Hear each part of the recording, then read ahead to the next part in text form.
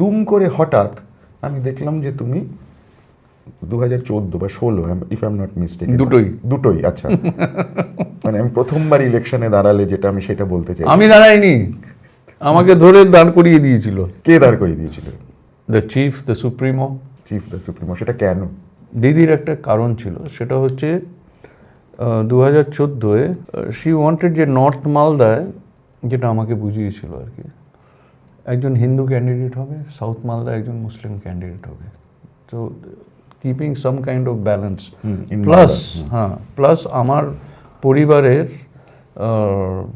North মালদায় আমার, যেহেতু আমার জ্যাঠামশাই চক্ষু মানে করতেন আর হি ওয়াজ আ ডক্টর, 1.5 লাখের ওপরে ফ্রি আই অপারেশনস করেছেন। আমাদের পরিবারের একটা সুনাম ছিল। সো সেই সুনাম প্লাস আমার দেখো ওইখানে সাধারণ গ্রামে না ভূমি মাথায় মাকে না খায় কেউ জানে না, একটা প্লেন জায়গায়। একটু শহর এলাকায় হয়তো জানে, যাদের টিভি আছে তারা হয়তো ভূমির কথা জানে, বা রে লোকটারে দেখেছি রে এরকম বলবে, কিন্তু মানে দে উইল নট রেকগনাইজ ভূমি দ্য নেম।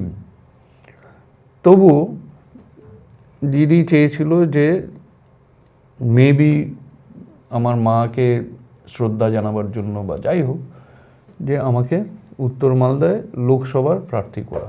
এবং বলেছিলেন দিদি যে আমি হেলিকপ্টারে, আমরা যখন একটা মিটিংয়ে যাচ্ছিলাম, যে আমি অন্তত 1.5 লাখ ভোটে জিতবো। আমি তো জিতবো না, আমি বললাম তুমি জিতবে, আমি কে? সেদিনই না পরের দিন মুকুলদা বলেছিলেন দিদি একটু বাড়িয়ে বলেছে, কিন্তু আমার যা রিসার্চ বা টিম, তোমার 1,20,000 নিশ্চিত। উল্টো আমি হারলাম। পলিটিক্স এমন জিনিস যে ভোটের আগের দিনও ভোট পাল্টে যায় বিকজ অফ মানি। তাই একদম।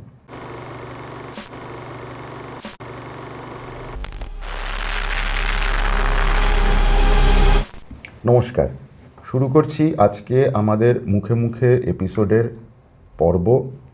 আমার সঙ্গে যিনি রয়েছেন তার নামটা না করলেও আপনারা চিনবেন, তাও আমি একটু বলে রাখি যেটা আমাদের নিয়ম। সে হচ্ছে সৌমিত্র রায়, ভূমির গায়ক হিসেবে, লিড সিঙ্গার হিসেবে আপনারা প্রত্যেকে তাকে চেনেন। থ্যাংক ইউ এখানে আসার জন্য সৌমিত্র, অনেক অনেক ধন্যবাদ। থ্যাংক ইউ ইনভাইট করার জন্য। আমার অনেকগুলো প্রশ্ন আছে, মানে তোমার কর্মজীবন রাদার, মানে ব্যক্তি জীবন ছাড়াও বলবো, তোমার গানের জীবন, তোমার রাজনীতির জীবন, তোমার বেড়ে ওঠার জীবন, এই সম্পূর্ণ জায়গাটা থেকে আমি তোমাকে একটা জিনিস প্রথমত জিজ্ঞেস করতে চাই, যে সেটা হচ্ছে তোমাদের আদি বাড়ি, মানে যেখানে তোমাদের বাড়ি বসবাস, সেই জায়গাটা তো মালদা, উত্তর মালদায়। তুমি সেখানে কি ছোটবেলাটা ওখানেই কেটেছে, না তুমি কলকাতায় পড়ো? অনেকটা সময় ওখানে কেটেছে, কিন্তু স্কুল জীবনটা পুরোটাই ওটার বাইরে। মানে স্কুলের আগে ওখানেই থাকতাম, আমার 5 বছর বয়স অবধি ওখানেই বড় হয়েছি। তো 5 বছর বয়স হলো আমি তখন এখানে ফ্র্যাঙ্ক অ্যান্থনি স্কুলে ক্লাস 1 to ক্লাস 4, তার আগে বোধহয় ওই কিন্ডারগার্টেনে 1 বছর ছিলাম টাইনি টটসে। তারপরে ক্লাস 5 থেকে চলে গেলাম দার্জিলিংয়ে, এবং দার্জিলিংয়েই আমি সেই মানসিকতা নিয়েই বড় হয়েছি, পাহাড়িদের। দার্জিলিংয়ে কোন স্কুলে ছিল? সেন্ট পলসে ছিল। আমার বাবা ছিলেন ওই প্রাক্তন ওই স্কুলের, আমার 4 দাদারা ছিলেন, আমার ভাইপোরা ছিল, আমার নিজের ভাই ছিল। উই আর অল, মানে মালদার রায়বাড়ি মানে সকলেই চেনে। ওই প্রসঙ্গে আসবো, এবং একটা জিনিস আমি জিজ্ঞেস করি তাহলে, যখন এই দার্জিলিংয়ের প্রশ্নটাই এলো, দার্জিলিংয়ে হিলসে, পাহাড়ে গান বাজনার একটা ব্যাপক চর্চা আছে। আরে বাপরে, সেটা কোনোভাবে ইনফ্লুয়েন্স করেছিল? দেখো, আমি যে পরিবেশে বড় হয়েছি সেটা হচ্ছে সেন্ট পলসে টোটালি অ্যাংলিসাইজড বা ইংলিশ গান বাজনা। বাংলা গান মানে আমরা ওই বেঙ্গলি সোসাইটি প্লেতে হয়তো 2টো গান গাইলাম, মানে সেটা কোরাসে গাইলাম, তার বাইরে একদম না। কিন্তু বাড়ি যখন ফিরতাম হরিশ্চন্দ্রপুরে, সেখানে আমার 4 দিদির মধ্যে 2 দিদি কলা ভবনের ছাত্রী, আর অন্য 2 দিদিও শান্তিনিকেতনে বড় হয়েছেন। বাসবী দত্ত আমার ছোটদি, মানে কণিকা বন্দ্যোপাধ্যায়ের খুব ফেভারিট স্টুডেন্ট ছিলেন, এবং নীলিমা সেনের বাড়িতেই বলা যায় যে বড় হয়েছেন। চুয়াদি, আমার ছোট দিদিও ভেরি ক্লোজ ফ্রেন্ডস। সো ওই একটা গানের পরিবেশ শুধু দিদিদের জন্য না, আমার জ্যাঠামশাই, আমার বড় মেজো সেজো রাঙা জেঠু, উনি ভিয়েনায় পড়াশোনা করেছিলেন, চোখের ডাক্তার ছিলেন ডক্টর পিনাকি রায়, এবং ওইখানেও he had done his violin courses, আচ্ছা, মানে সিনিয়র পজিশন অবধি। আমি যা শুনেছি, দাদুকে তো দেখিনি, উনি পাখওয়াজ বাজাতেন। এবং গ্রামে আমাদের পরিবার একটা জমিদারের পরিবার ওইখানে।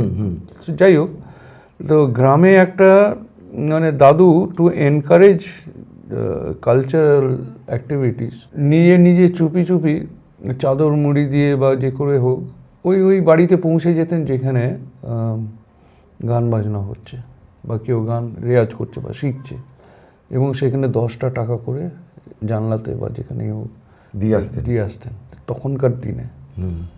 I'm talking about when, যে আমি নাকি হামাগুড়ি দিয়ে ওই ঢাকিদের একটা জায়গা আছে, এখনও আছে আমাদের বাড়িতে, এখনও প্রায় 20টা ঢাক বাজে দুর্গাপুজোর সময়। তো ওই ঢাকের আওয়াজের মধ্যে আমি গিয়ে শুয়ে পড়তাম। Rhythm is always been with me. So পরিবেশটা বলতে পারো যে গান বাজনা আমার কিন্তু বাড়ি থেকে বেশি। আর সেন্ট পলসে যেটা হয়েছিল সেটা হচ্ছে কোয়ার মিউজিক, সেটা আমাকে ভীষণভাবে প্রভাবিত করেছে। আর ওখানকার যে নেপালি, ওখানকার যে লোকাল মিউজিক, এখনও আমার ইনফ্যাক্ট একটা ঘটনা বলছি, আমার খুব ফেভারিট একটা গান চরি মারিও সিসে লেলে, ওটা মানে অনেক বছর আগে শেখা। সেটা এই নেতাজি সুভাষচন্দ্র বোসের যে জন্মদিন উপলক্ষে ওখানে আমরা যেতাম, মুখ্যমন্ত্রী আমাদের নিয়ে যেতেন শিল্পী হিসেবে। সেখানে সবাই বাংলা গান গাইছে, অথচ ম্যাল ভর্তি সব নেপালি। ওরা বাংলা গানের শুনে হাই তুলছে, এমনি করছে, বা ঠিক আছে। তখন কিন্তু আমি উঠে, আর মিউজিশিয়ানদের দেওয়া ছিল আমার গানগুলো, নেপালিগুলো, যেই নেপালি গান ধরছি না, ওরা লাফিয়ে নাচতে শুরু করছে, কারণ ওদের কাছে এটা বিরাট ব্যাপার, রিলেট করতেও পারছে। হ্যাঁ, যে আমি যে নাজাম গাইলো, সে চারি মারিও সিসে কো গোল্লিলে গাইছে, গাইবে দুছত্র। It's a beautiful tune. আমরা ইনফ্যাক্ট ওটাকে বাংলা আর নেপালিতে রেকর্ড করেছি। চারি মারিও সিসে কো গোল্লিলে,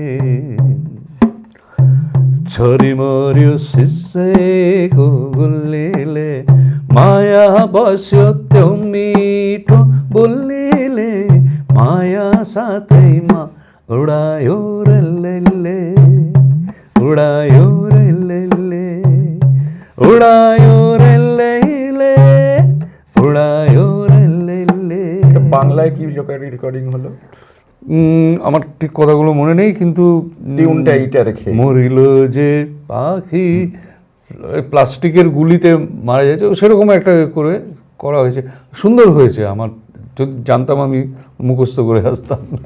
তোমার এই যে পরিবার, এই যে হরিশ্চন্দ্রপুরের এত মানে বনেদি পরিবার, ওই পরিবার নিয়ে একটা কথা আমি শুনেছি আমার সাংবাদিক জীবনে, এবং আমি কিছুটা জানিও আর কি, যে তোমার মা খুব নামকরা কংগ্রেসের নেত্রী ছিলেন।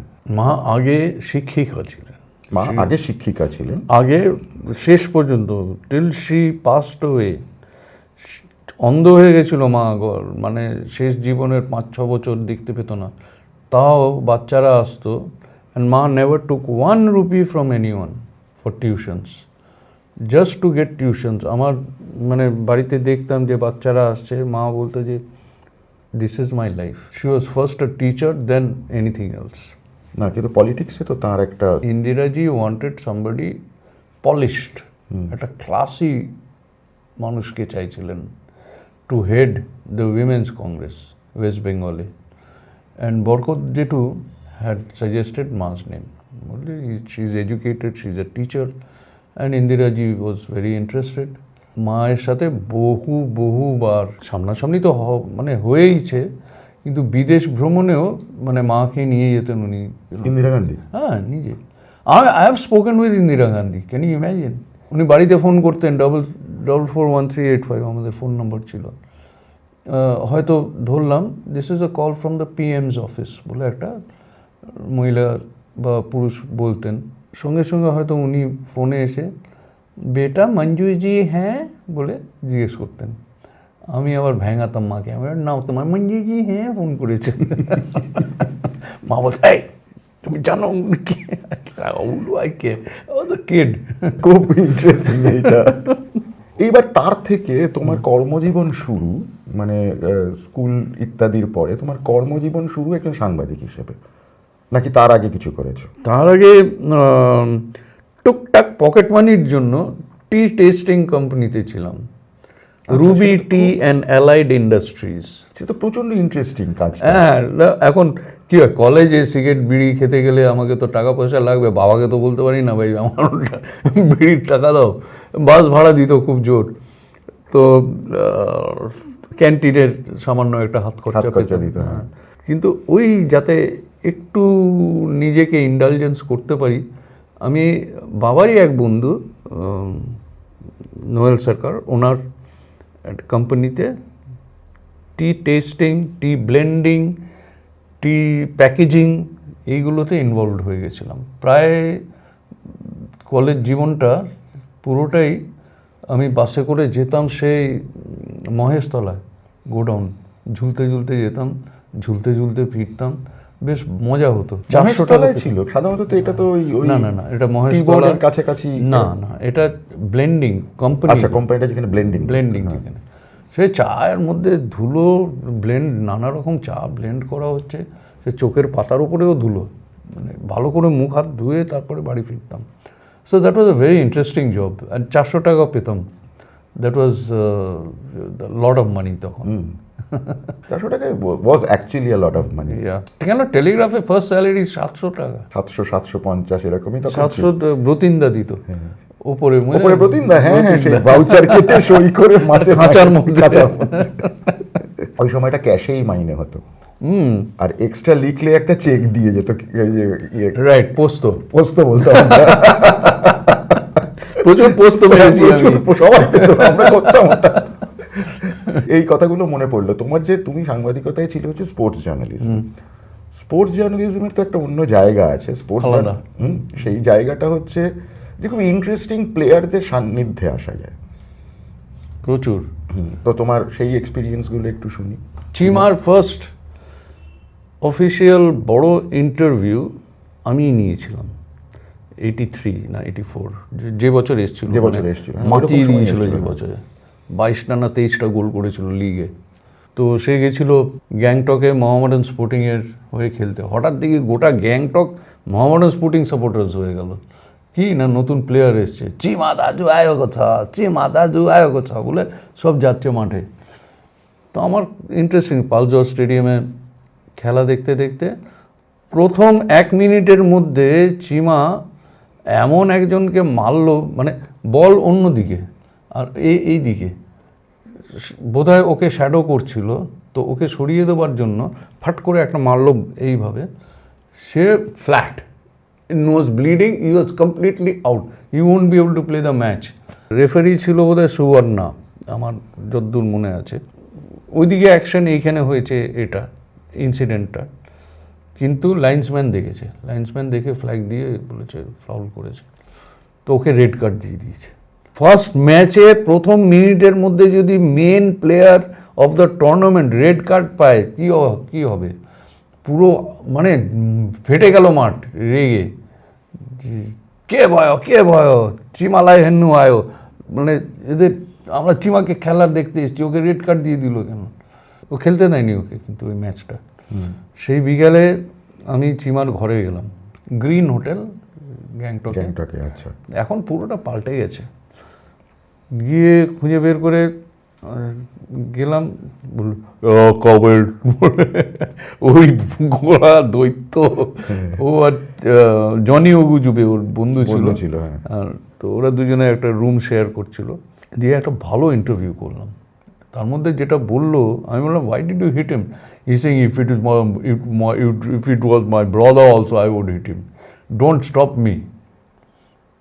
My brother also I will hit. সোজা কথা। I enjoyed that. আর ইন্টারভিউটা খুব, মানে অজয় কুমারের খুব ভালো লেগেছিল। যে আমি ওরকম একটা এক্সক্লুসিভ পোস্ত হয়ে গেল। আর তোমার ইস্ট বেঙ্গল মোহনবাগান সম্পর্কে ওই ওই সময়ের অভিজ্ঞতা? রেগুলার মাঠে যেতাম, আমার তো অল্টারনেট বিটস হতো না, এক সপ্তাহ মাঠ, এক সপ্তাহ ডেস্ক, এরকম করে হতো। তো মাঠে আমার সারাক্ষণ আমি পড়ে থাকতাম, খেলাধুলোটা আমি করতাম বলে ভালোবাসতাম। আর ইস্ট বেঙ্গল মোহনবাগানের ম্যাচ পার্টিকুলারলি আমার, ওদের ম্যাচ না, আমি বলছি মাঠে, I use to get lot of, মানে কি বলবো, এনার্জি। যে মোহনবাগান, আমি নিজে মোহনবাগান সাপোর্টার হলেও আমি কেউ কিছু ভুলভাল করলে আমি ছেড়ে দিতাম না। ইনফ্যাক্ট আমার একটা ক্রিটিসিজম হয়েছিল সিএবি লিগের একটা ম্যাচে, প্রণব নন্দী, পলাশ নন্দীর ভাই, হ্যাঁ, হাত ভেঙে ছুঁড়ে বল করতো, হাইয়েস্ট উইকেট টেকার ছিল উইথ দ্য বেস্ট অ্যাভারেজ। সম্বরণদা থেকে শুরু করে সবাই ইস্ট বেঙ্গলে যারা খেলতে বলে, দেখো এরকম ছুঁড়ে বল করছে, আমরা আমাদের nobody reports it, I will report ইট। দিয়ে আমি একটা আর্টিকেল লিখেছিলাম, তার জন্য আমাকে রীতিমতো থ্রেট করেছিল। কে থ্রেট করেছিল? মোহনবাগানের। মোহনবাগানের। তুমি কেন এই আর্টিকেলটা লিখেছো? আমি বললাম he is throwing, that's why I have written. তুমি প্রুফ করতে পারবে? এবার প্রুফ করবো কি, লোকে দেখে বুঝতে পারছে। তো ওটা নিয়ে একটা ইয়ে হয়েছিল, but I am a Mohun Bagan supporter. তাও এ মানে না যে আমি রংকে রং বলবো না। তো দ্যাট ওয়াজ দ্য সমরণদা এখনও বলে যে তার ওটা বিরাট বলে করে তুলছিল। সমরদা তখন ইস্ট বেঙ্গলে ছিল। সমরণদা বরাবর east Bengal best wicket keeper I have seen. Seriously বলছি, আমি সমরণদা যদি এটা দেখে খুশি হবে, কিন্তু আমি অলওয়েজ মেনটেন করি দ্যাট সমরণদা was the best. He should have been in the Indian team after Farokh Engineer more than Kirmani, because his batting was also very strong. সমরণদা ওই যে দাঁড়াতো না একবার, মানে he could hold up any bowler. আমি দেখেছি, নিজে খেলা বুঝি বলে বলতে পারছি। জার্নালিজম থেকে মিউজিকে শিফটটা কিভাবে হলো? আমি করলাম কারণ আমি মিউজিকটা কন্টিনিউয়াস, আমার একটা ফ্লো ছিল ওয়েস্টার্ন। আর আমার বন্ধু বান্ধবরা যারা ওয়েস্টার্ন করতো তারা বলছে, কী রে একদিন আয় রিহার্সাল করি, তুই নেই, আমাদের ড্রামার নেই, আমরা বাজাতে পারছি না। তখন বাবা ওয়াজ নট ভেরি বললো যে দেখো এটা চাকরি ঠিক আছে, কিন্তু তোমার passion is very important also, তোমার যেটা মনে হয় করো। তো I gave this supper. Plus আমি এখানে দেখলাম যে চাকরি করতে গেলে মানে একটু চামচাগিরি করতে হয়, আমি ওটা পারবো না। I come from a different background, আমার দ্বারা ওসব হবে না। আমি যেটা করব মন থেকে করব, প্যাশন দিয়ে করব, কিন্তু চামচাগিরিটা আমার দ্বারা হবে না, সোজা কথা। তো আমি যাব ব্যাঙ্গালোর, আমি যাব মাদ্রাস, আমি যাব বম্বে, আহমেদাবাদ, আর অন্য কেউ যাবে অস্ট্রেলিয়া, যে জীবনে ক্রিকেট ব্যাট ধরেনি, সে যাবে England. I couldn't take that. আমি ক্রিকেট খেলেছি, আমি ডিস্ট্রিক্ট লেভেলে ক্রিকেট খেলেছি, so I know what cricket is about. Arun Lal, তারপরে হরি গিদওয়ানি তোমার বিহারের, ওরা they use to read my reports religiously. এখনও অরুণদার সাথে দেখা হলে বলে যে you are a good reporter, because I played the game, I know what it is when the ball goes away from the bat. সবাই ওই ল্যাঙ্গুয়েজটা বোঝে না। তোমার এই যে মিউজিকে আবার ফেরত গেলে বা মিউজিকটাকে তুমি আবার নতুন করে জায়গা করলে, ভূমিষ্ঠ হলো কি করে? It was like a smooth river. জানি না এটা। দেখো, ধরো তোমার বাড়িতে একটা পার্টি আছে, সেটা বন্ধু বান্ধব আছে, একটু খাওয়া দাওয়া হচ্ছে, একটু সবাই একটু নেশাগ্রস্তও হয়েছে, সেখানে একটা গিটার দেখলাম, নিজের মনে একটা ভাটিয়ালি গাইলাম। আমার ভাটিয়ালি ভীষণ পছন্দ। নর্থ বেঙ্গলের গান বলে না, সেটা না, মানে আমার বাবা যখন আসন করতেন, বাবা কিন্তু নীলমণেন্দু বাবু, অমরপাল বাবুর গানগুলো শুনতেন ক্যাসেট প্লেয়ারে এবং আসন করতেন 1 ঘন্টা প্রায়। এই গানগুলো যখন শুনতাম তখন একটা মনের মধ্যে, ওয়েস্টার্ন তো আছেই, কিন্তু এইটা না মনের মধ্যে ভাসতে শুরু করলো। তখন হয়তো ওই বললাম ওই পার্টিতে একটা ভাটিয়ালি গাইলাম, অনেকে বললো যে চমু তোর গলায় কিন্তু বাংলা গান মানে এই ধরনের গান খুব ভালো লাগছে। এই করতে করতে আমাদের একটা ওয়েস্টার্ন ব্যান্ড ছিল, সেখানে দু একদিন আমি এরকম কয়েকটা গান গেয়েছিলাম, আর উইথ গিটার ড্রামস সব কিছু নিয়ে। সেটা প্যাট্রিককে মনে আছে?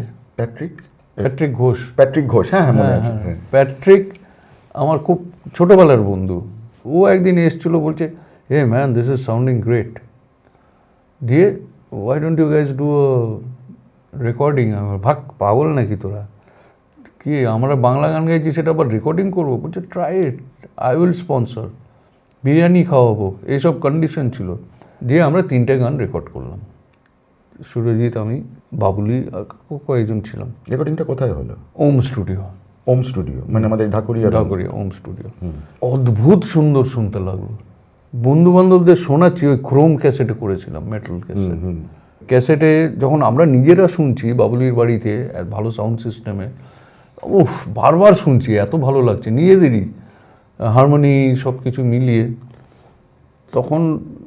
তখনও নাম ঠিক হয়নি, তখন আমি যেরকম একটা সাজেস্ট করেছিলাম গ্রাম ছাড়া, অনেকে নানা রকম নাম বলছিল। তখন সুরজিতের স্ত্রী কমলিনী বললো যে হাউ অ্যাবাউট ভূমি? আমি বললাম yes, this is the name, this is the name. ভূমি একদম ইট explains everything.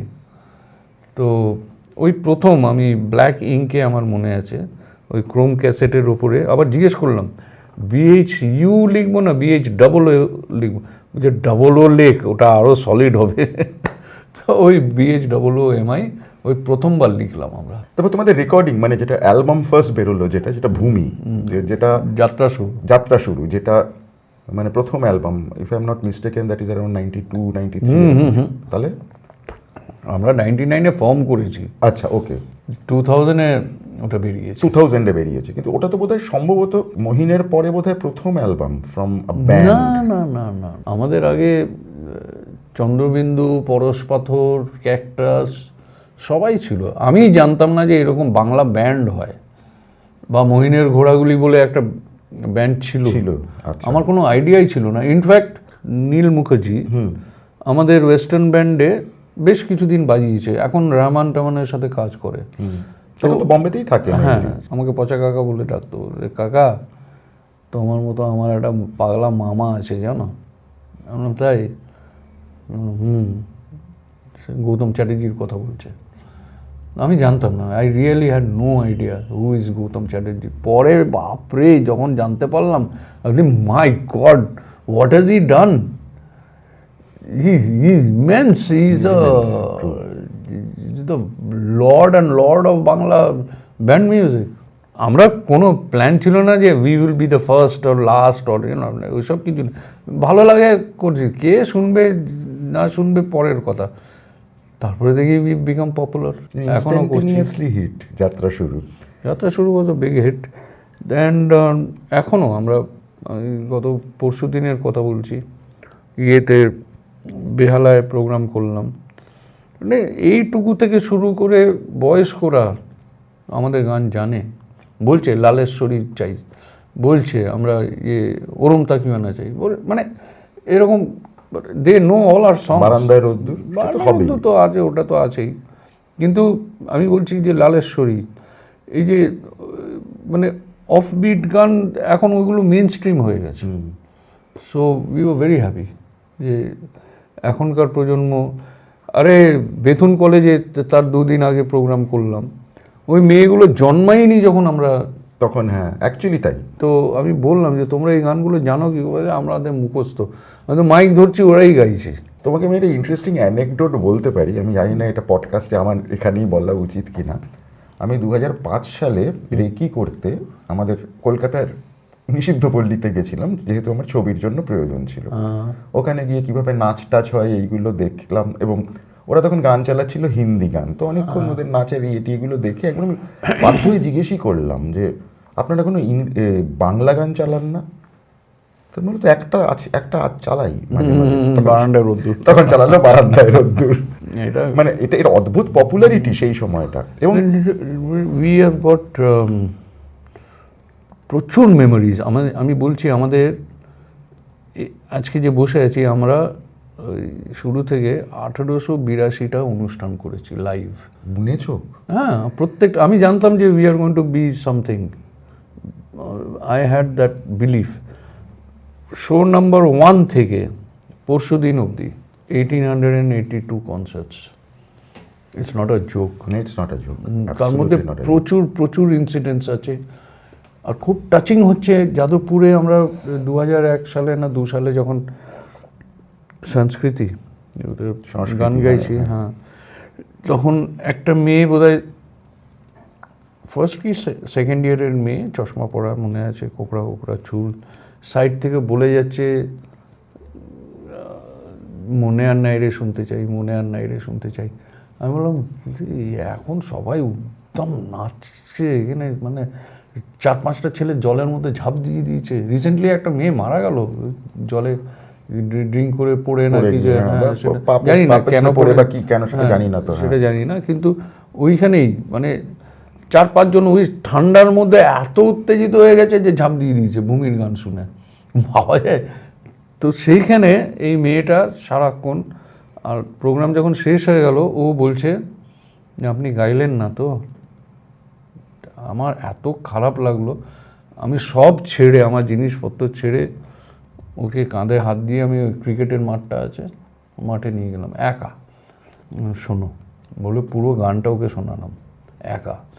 She was shivering, মানে ওর হাত পা কাঁপছে, ওর ভাবতে পারছে না যে আমি গানটা ওর জন্য আলাদাভাবে গাইছি।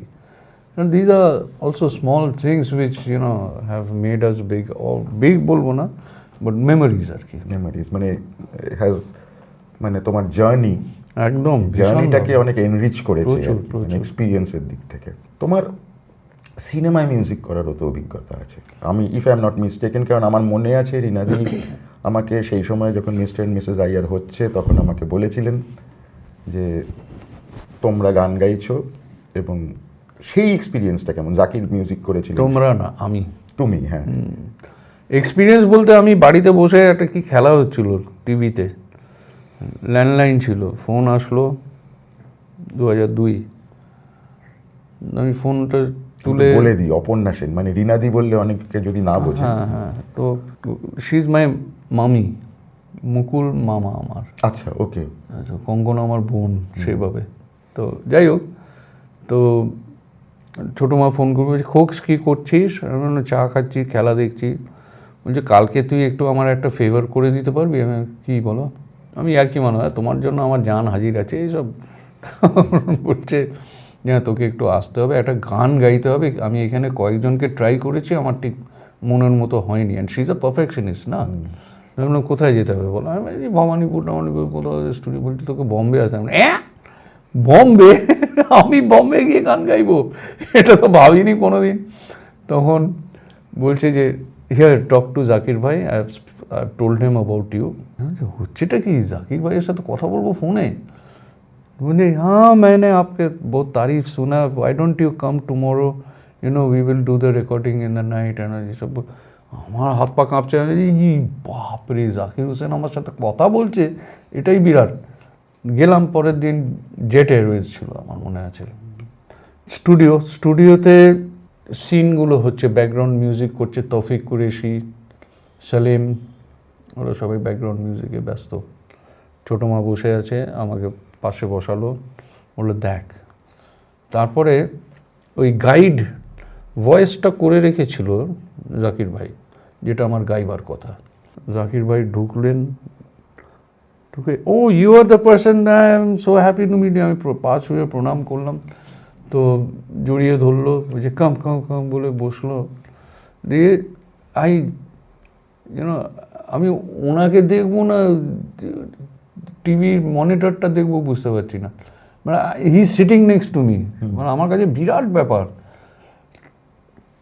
যেটা সব থেকে ভালো লাগলো সেটা হচ্ছে আমি গানটা তো গাইলাম, বাট গানটা গাইবার আগে যে আমি ভয়েসটা চেক করছি, তখন ও বাইরে থেকে ভেতরে ঢুকলো রেকর্ডিং রুমে, জুতোটা পরে ঢুকে গেছে। আর দেখেছি যে আমি জুতোটা খুলে ঢুকেছি। বলছে ও ও আই এম সরি বলে আবার নিজে বেরিয়ে গিয়ে নিজের নাগরাটা খুললো। খুলে আবার আসলো, বললো this is the culture of Bengal, we should maintain this, studio floor পে নঙ্গা पैर आना चाहिए। এই যে মানে অত বড় একজন ওইটা দেখে এরকম বলছে, আমি তো মনে মনে ভাবছি হে ভগবান, ওই ওনার জুতো আর আমার জুতোর ছবি একসাথে নেওয়া উচিত।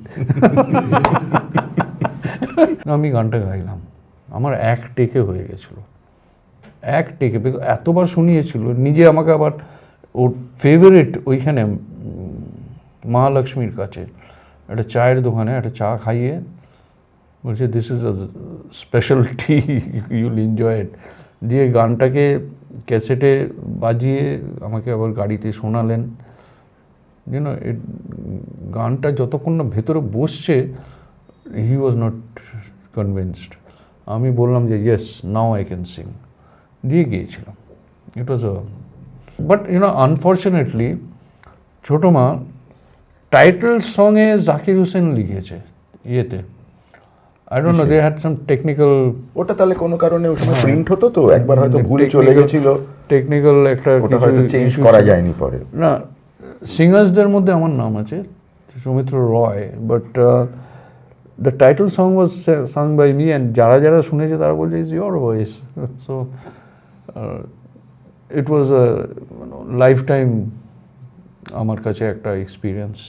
তারপরে আমি যখন বসে শুনছি গানটা ওই সাথে সিঙ্ক করে, যখন তখন বলছে আমি তো পায়ের কাছে বসেছি, কারণ সোফাগুলো সব ভর্তি হয়ে গেছিলো, প্রোডাকশনের টিমের লোকজন ছিল, আমার কাঁধে দুটো হাত রেখে টিপছে, ম্যাসাজ করছে, now relax relax, don't be tense. আরে বাবা, জাকির হোসেনের দুটো হাত আমার কাঁধে ম্যাসাজ করছে, কোন হরিদাস পাল আমি?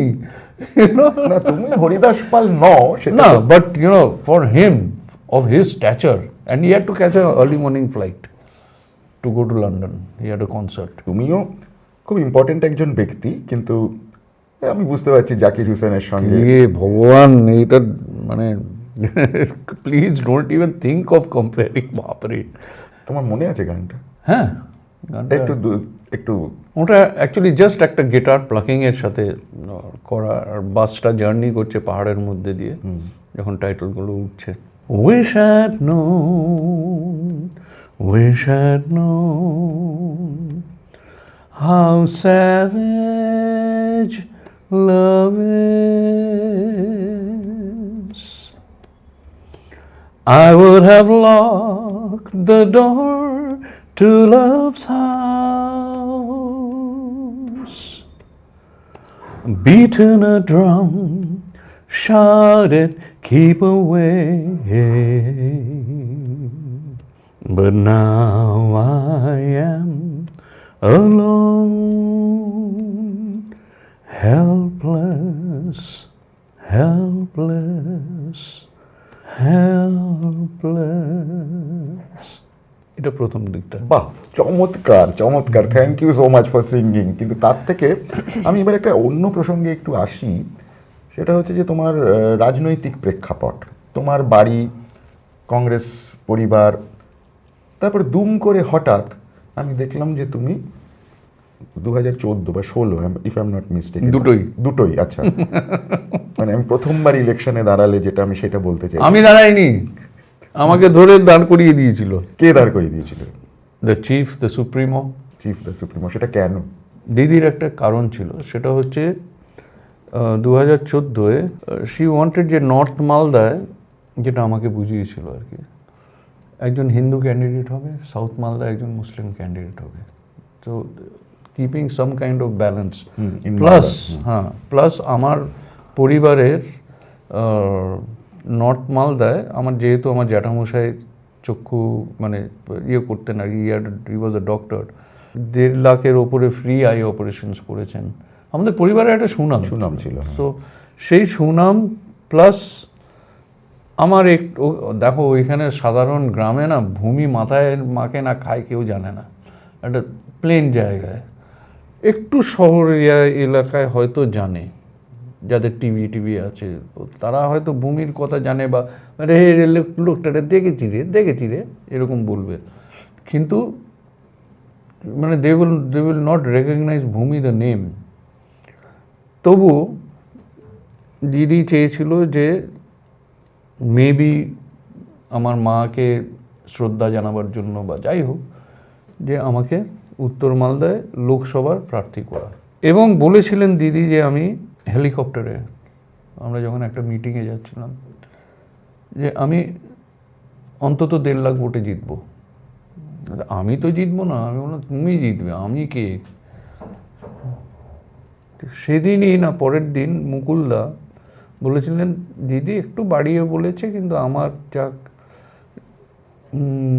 রিসার্চ বা টিম, তোমার 1,20,000 নিশ্চিত। উল্টো আমি হারলাম। পলিটিক্স এমন জিনিস যে ভোটের আগের দিনও ভোট পাল্টে যায় বিকজ অফ মানি। তাই? একদম। আর তারপরে 2016 তো আমি ভেবেছিলাম যদি আমাকে হরিশ্চন্দ্রপুরে যদি ক্যান্ডিডেট করে আমি 10,000% আমি জিততাম, কারণ ওখানে কংগ্রেস, সিপিএম, তোমার বিজেপি, তিনজনেরই লোকেরা আমাকে রেসপেক্ট করে, এবং দে ওয়ান্টেড যে সৌমিত্র রায় যদি দাঁড়ায় উই আর ওকে। এক ভদ্রলোক যেখানে যিনি ইনচার্জ ছিলেন ওই এলাকার, এখন যিনি পার্টিতে নেই, শুধু না, গদ্দার যিনি, সে আমাকে করে দিল পাশের কেন্দ্রে চাঁচলে প্রার্থী। এখন চাঁচলের লোকরা ভালো, কিন্তু ওদের নিজেদের মধ্যে এতটাই কি বলবো, ডিসইউনিটির বাংলা কি? অনৈক্য। যাই হোক, কেউ 1 কাপ চা, 1 বাটি থেকে মুড়ি খাবে না ওরা নিজেদের সাথে, মানে পার্টির লোকেরা। হ্যাঁ, তো সেখানে আমি কোথায়? তবুও লোকসভায় আমি ওই কেন্দ্রে যা ভোট পেয়েছিলাম তার থেকে 3 গুণের বেশি আমি বিধানসভায় পেয়েছিলাম, আমি পাইনি। আর তখন কোনো প্রকল্প কিচ্ছু হয়নি, এই যে যত সিঁড়িগুলো হয়েছে কোনো সিঁড়ি হয়নি তখনও, তাও we did a good job. আর দিদি ভীষণ রেগে গেছিল ওই অর্গানাইজেশনের উপরে। আমি বললাম আমাকে ক্ষমা করো, আমি আর নেই, মানে আমি হিরো প্রার্থী হয়ে যাচ্ছি। I don't want that reputation because I never lose, I always win. তো যাই হোক, after that I am not there. এখন আর রাজনীতির সাথে কোনো যোগ? আমি ধারে কাছে যাই না। তোমার যদি আবার দাঁড়াতে বলে? না, আই এম মোস্ট রিলাক্টেন্ট। দেখো, এখন উনি এমন একজন যে আমার ফ্যামিলির সাথে 1980 সাল থেকে আমার যোগাযোগ। তো আমি অনেক দিন হয়েছে যে ওনাকে বাসেও উঠিয়ে দিয়েছি 80 সালে, উঠিয়ে দিয়েছি, মানে হ্যাঁ কোম্পানি ডর, যাতে বাড়ি থেকে বেরিয়ে একটা সিগারেট খেতে পারি। হয়তো আড্ডা মারতে মারতে বীরেন্দ্রের চায়ের দোকানে চা খেলাম ব্রড স্ট্রিটে, সেখানে 42 বা 33 নম্বর বাস দিদি উঠে পড়তো, তখন 40 পয়সা ভাড়া ছিল কালীঘাট। তো টাটা করে আবার চা খেতাম বা আড্ডা মারতাম। You know, I have known her from 1980 as a very simple lady. To me, she is still a simple lady at heart, but politics I think has molded her, একটু অন্যরকম করে দিয়েছে। এটা কিছু করার নেই, হতে হয়। সেই কারণেই তুমি পলিটিক্সকে অ্যাভয়েড করতে চাইছো? ধরুন আমি নেই, I am not a politician. আমাকে কাজ দাও, আমি কাজ করে তোমাকে ফাটিয়ে দেবো। দায়িত্ব দাও, দায়িত্ব আমি মানে 1 পয়সা নষ্ট করব না। নিজের কথা তো ছেড়েই দাও। আমি তো বলেছিলাম না, থ্রেট করেছিলাম যে ভাই আমি কিন্তু তোমাদের 2 নম্বরিগুলো বন্ধ করে দেবো। বাস গেল সৌমিত্র। এনিওয়ে, এগুলো খুব মানে কন্ট্রোভার্সিয়াল এবং দুঃখের কথা। না, it's a fact, and I don't mind say. আমি অনেককে বলেছি, আমি তো ওপেনলি বলতাম যে ভাই কথা দিয়ে কথা রাখতে হয়, তা না তো ফোটো, সোজা কথা। মিথ্যা প্রতিশ্রুতি দিয়ে লোকে চলে যায়, আমি সেরকম না। আমি যদি করতে পারবো, আর যদি করতে না পারি আগেই বলে দেবো এটা আমার দ্বারা হবে না, চেষ্টা করতে পারি। কিন্তু হ্যান করেঙ্গা ত্যান করেঙ্গা বলে তারপর নেই দেখেঙ্গা, তাও হয় না। হয় করো, নয় ফোটো। তাহলে তোমার এই যে একটা ভ্যারিড জার্নি থ্রু লাইফ, সেই হরিশ্চন্দ্রপুর, কলকাতার পরে ইউনাইটেড নেশনস, হ্যাঁ, ইউনাইটেড নেশনসের এক্সপিরিয়েন্সটা তোমার সাথে কথাটা বলার জন্য ওটা একটু বলো। নজরুল মঞ্চে একটা ফুল হাউস একক ভূমি অনুষ্ঠান 2005 সালে। সেটা যখন হচ্ছে তখন কয়েকজন নিউ ইয়র্ক থেকে এসেছিল, তারাও মানে they were curious because somebody had told them about Bhoomi, তো ওরা এসেছিল দেখে দে ওয়ার ওয়েটিং পেশেন্টলি যে আমি স্টেজ থেকে নামবো কখন। যখন নামি তখন জিজ্ঞেস করে যে নিজেদের আলাপ টালাপ করিয়ে বলছে would you like to perform at the United Nations, এমন করে বললে যেন দিলীপদার দোকানে চা খাবো। আমি ঘাবড়ে গেলাম, আরে হোয়াট আর ইউ সেইং? বলছে yes we would like to invite you officially to perform for us. Reaction দেখেছো তো, তখন তো এত লিমিটেড ক্যাপাসিটি ছিল না, তখন 3000-এর উপরে লোক বসতো। হ্যাঁ, তো ওরকম 3000 লোক, ভলক্যানিক একটা এক্সপ্লোশন হচ্ছে সারাক্ষণ, ওটা দেখে ওরা খুব মানে ভেরি হ্যাপি। তো I said are you sure, you know what are you saying, United Nations? বলছে ইয়েস। তো মানে 1 মাসের মধ্যে আমি একটা অফিসিয়াল চিঠি পেলাম ফ্রম দ্য ইউনাইটেড নেশনস, ওনাদের লেটার হেডে, যে উই আর ইনভাইটিং। আমি যত্ন করে রেখেছি চিঠিগুলো। তো গেলাম আমরা, যখন মানে 2006-এ যখন গেছি আরও প্রোগ্রামস ছিল। তো সেটা কোথায় হয়েছিল?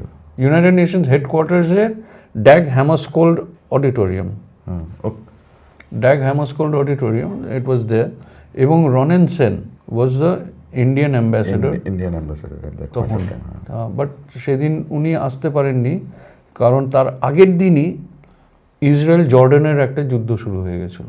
তো they had that big meetings and all that. কিন্তু otherwise hall was full, 430টা seat, তার উপরে লোক সিঁড়িতে বসে আছে, মানে সিটগুলো ভর্তি। আর আমাদের সাথে ক্ল্যাপিং অলং, নাজম নাজম, আমরা কোরা ধুতি পাঞ্জাবি পরে, হ্যাঁ একদম বাঙালির শেষ কথা আর কি, গিটার ফিটার নিয়ে ফাটাফাটি একটা প্রোগ্রাম। 1 ঘন্টা হওয়ার কথা ছিল, lunch break 12 to 1, but we finished at 1:35, মানে 1 ঘন্টা 35 মিনিট আমাদের করতে হয়েছিল। And people were sitting and they were sitting and শুধু 5 জন বাঙালি ছিল ওই হলে, 5 জনই বাংলাদেশি এমবাসির। So it was a different experience. আমরা প্রত্যেকটা সিটে, আমি আগের থেকে আমরা কখনো গানের তালিকা বা লিস্ট কখনো করি না, কিন্তু সেই প্রোগ্রামটার জন্য করেছিলাম। 1 নম্বর গান থেকে হয়তো 17-18টা গানের আমরা করেছিলাম, যে কটা হবে। প্রত্যেকটা গানের একটা সিনপসিস 2 লাইন করে রেখে দিয়েছিলাম প্রত্যেকটা সিটে। So they were following the songs, they don't understand the language, but they were following the songs. আর নাজমটা ওদের ভীষণ ভীষণ ভালো লেগেছিল। এক ভদ্রলোক তো অনুষ্ঠানের পরে এসে বলছেন যে what was that shouting all about, you know, আমরা যদি চিৎকার করি ওরে পচারে শুনবার পাইলে ঘরে আইসো এইসব। I said, oh, we were shouting for Pocha Kaka. Who's Pocha Kaka?